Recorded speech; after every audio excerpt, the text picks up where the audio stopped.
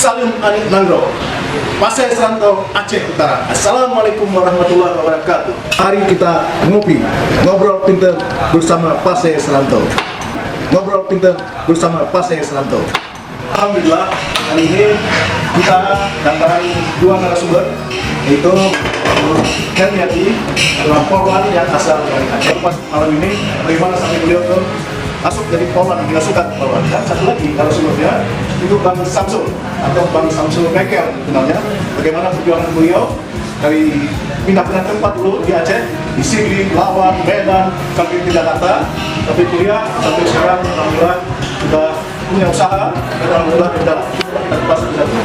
Mungkin bagaimana Bu Em? Kebetulan dulu Bapak polisi, terus kalau Bapak dinas sama masyarakat, saya suka diajak tuh naik motor dinas saat itu.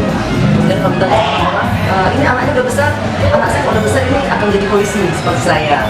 Mungkin doa dari orang tua sehingga pas saya sudah besar, saya pun terikat terus ucapan Bapak, nanti anak saya udah besar jadi polisi. Ya, Motivasi ya. jadi alhamdulillah saya juga punya cita-cita karena sudah diarahkan sama Bapak dari saya kecil segala macam. Dan alhamdulillah selama saya SMA umur 1 tahun jadi saya mendaftar untuk menjadi polwan. Tantangannya kemana lagi Bu? Tadi bikin hal yang kita pakai jilbab, pakai pakai jilbab, pakai poli itu bagaimana? Ada masalah gitu? Saat tahun 93 saat itu kan kita belum ada penetapan panggilan. Itu kan pas panggilan itu di tahun-tahun 2009 sampai 2000 di ada syariat Islam untuk panggilan. Saat itu seperti biasa lah.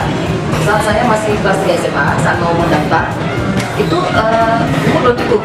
Jadi pada SMA tahun 93 saya kuliah dulu di D3 Ekonomi, ini ke sekolah jurusan pendidikan, jurusan kesekretariatan di angkatan 93.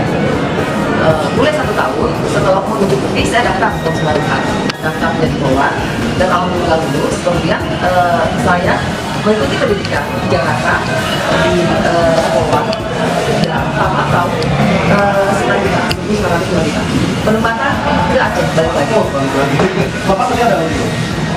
Bapak saat itu tahun 86, saya kelas 6 itu Bapak sudah meninggal. Oh, jadi supaya terlibat waktu masih kecil dulu di motivasi ya? Ya, dan juga mengarahkan ke arah sana karena memang mungkin dia dari anak-anak beliau yang khususnya anak-anak cewek yang berbakat untuk jadi polisi menurut saya. Dari kecil memang sudah dilatih diarahkan saya menjadi masuk karate gitu, jadi dari fisik segala macam sudah diarahkan sama orang tua sehingga untuk menjadi polwan yang saat itu kan kita agak gimana ya berat segala macam ya, jadi alhamdulillah bisa kita lalui karena kalau dari awal kita sudah dilatih kemudian kita jalan. Setelah akhirnya di bawah, terus kan berapa dengan ya?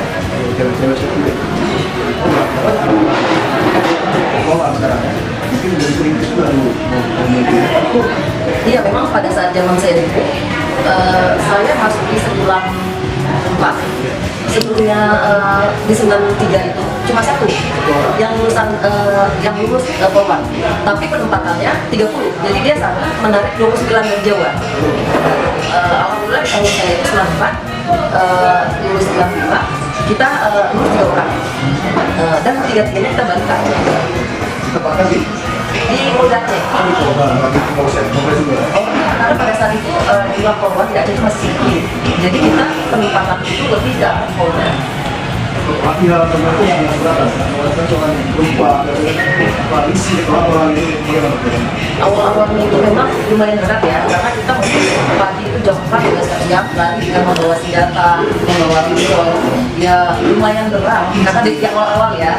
Tetapi karena bersama-sama dengan 300 orang cewek yang dari seluruh penjuru Indonesia, alhamdulillah kita berhasil melalui itu.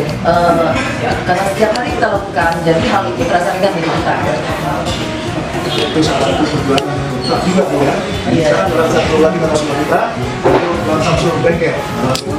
Beliau mencapai negara kuliah ya, ya alhamdulillah menjadi saudara perjalanan abang tapi di menaklukkan Jakarta. Ya, kita cerita sedikit lagi kita ngobrol santai, ngobrol apa? Minum kopi. Assalamualaikum warahmatullahi wabarakatuh.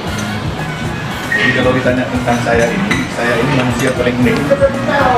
Saya uniknya, saya bapak ibu Aceh lahir di Medan, SD di Medan, SMP di Igi Banteraja, SMA di Langsa. Nah, uniknya ini tadi, dari kecil itu, dari kelas 2 SD saya sudah pengen hidup di Jakarta. Oh, sudah cita-cita dari SD itu kecil dari Jakarta ya? Sudah motivasinya ya? Ternyata kesampaian juga. Tahun 83 saya ke Jakarta, dikirim oleh orang tua saya untuk kuliah. Selesai kuliah di Jakarta, saya tidak mau pulang, Tidak mau balik lagi. tidak mau balik lagi. Rata-rata begitu ya? Cuman saya tidak mau balik ini. Banyak usaha saudara saya atau orang tua saya yang dibebankan ke saya. Jadi yang jadi persoalan kenapa saya tidak mau pulang.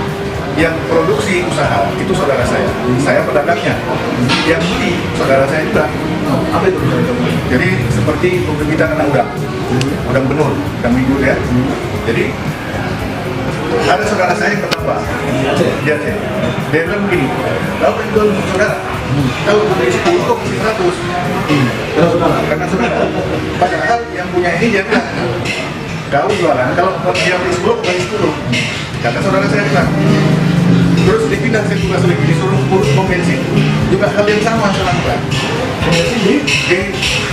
Di Langsa. Oh, di belakang. Di sepatu yang Belum, ini baru SMA. Itu dari SMA saya kelas 1. Kepada edukasi pekerjaan oleh saudara saya. Nah, jadi pada saat ini pom bensin juga hal yang sama. Dari zaman dulu itu sebenarnya ngisi di tiga itu tidak boleh. Kalau masyarakat tidak boleh. Oh, langsung ke mobil kapal ya? Ya. Nah, jadi saudara-saudara saya ini yang pedagang bensin tadi, dia bilang lagi, kau kalau nggak mau kasih, aku kan abang kau, itu bang anak, kata saudara ini, saudara itu. Jadi orang lain tidak saya kasih, saudara saya mesti saya kasih. Akhirnya tamat SMA, begitu tamat SMA dikirim ke Jakarta, dia bilang, nanti kau selesai kuliah balik ke sana, balik ke Aceh. Kalau tak salah tahun 96 disuruh balik ke Aceh, disuruh ngurusin truk pengangkut balok di KTA, terus Mori. Oh, kertas pulang Aceh. Ya, kertas Aceh. Nah, itu pun juga saya nggak mau. Padahal di sana sudah siap semua. Siap dalam arti calon istri sudah disiapkan, karena udah kasih tahu, kau nanti istri kau harus dari sini, kalau yang lain. Masih Aceh juga. Aceh juga. Sekarang tempat Aceh juga. Sekarang dapat Aceh juga di Jakarta. Nah, jadi saya pikir daripada saya balik ke Aceh, dan ada satu yang saya yakini sama orang Aceh sedikit, kalau di Aceh itu daya juangnya kurang orang Acehnya, atau dengan kata lain yang namanya pribumi selalu malas Kalau di Aceh. kalau di Aceh. Jadi saya pikir saya hindari itu, saya tidak mau. Kalau di Jakarta pun tantangan. Kalau di Jakarta pun tantangan. Di Kota Satu itu suka tantangan. Jadi di Jakarta ini usaha saya tidak pernah punya latar belakang. Nah, itu saya buka bengkel, nah itu saya buka ekspedisi atau hal-hal lain. Tidak pernah saya buka. Tidak pernah saya punya latar belakang bengkel, tidak pernah latar belakang ekspedisi. Tapi itu mengalir sendiri. Nah, yang saya simpulkan pada saat itu, ternyata kalau kita mau, pasti bisa. Bukan persoalan ilmu datang di belakang. Nah, itulah yang saya pegang sampai hari ini. Oke bang, kalau boleh mau nanya nih ya, bagaimana pendapat pribadi Abang ya tentang seorang sosok Bapak?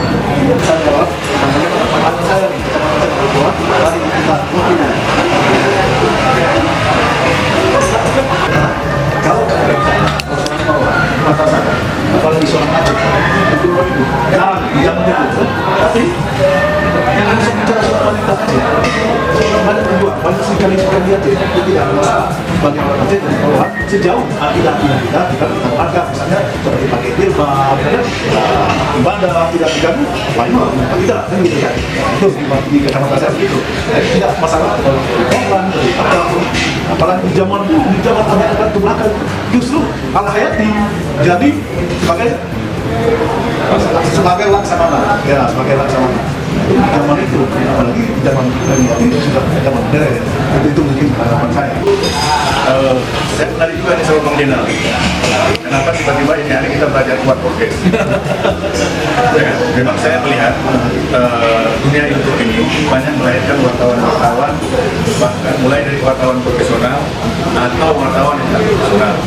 Jadi ini hari saya melihat Bang Jenal sudah mulai ini.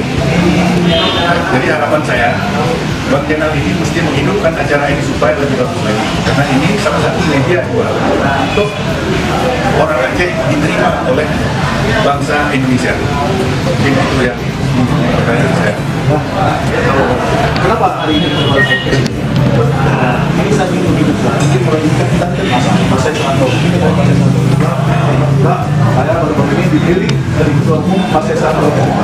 Paksa ini, paksa mungkin pelajaran juga kita, apalagi anak-anak zaman sekarang pasti paksa itu mantap sejarah yang luar biasa. Anak paksa apa? Islam pertama di Asia Tenggara pasar. Ini kita mencandakan nama pasar itu. Kalau bicara Aceh orang tahu, Aceh jadi Islam. Tapi Islam enggak. Kita tahu orang, padahal Islam pertama itu di pasar, kerajaan pasar di abad 12. Ini bisa ingin mensosialisasikan tentang pasar ini. Biar pasar ini tidak asing bagi anak-anak kita yang akan datang. Itu mungkin salah satu yang saya buat di sini. Biar pengalaman ibu, pengalaman Bang Samsul juga pas edukasi bagi orang-orang Aceh lain. Jadi jangan pernah takut berdoa, jangan pernah takut bermimpi, takut berdoa. Kalau bermimpi ada kita takut, kapan kita senang, kapan kita kaya. Jadi bermimpi kaya takut, bermimpi sukses takut, kita tahu sukses. Jadi kalau bermimpi kita harus bukan bermimpi, bermimpi masih mimpi, tapi kita bermimpi untuk sukses. Tidak salah. Jadi yang saya bisa jawab Bang Samsul. Terus kita bermimpi. Mari kita ngopi, ngobrol pinter bersama Pase Seranto.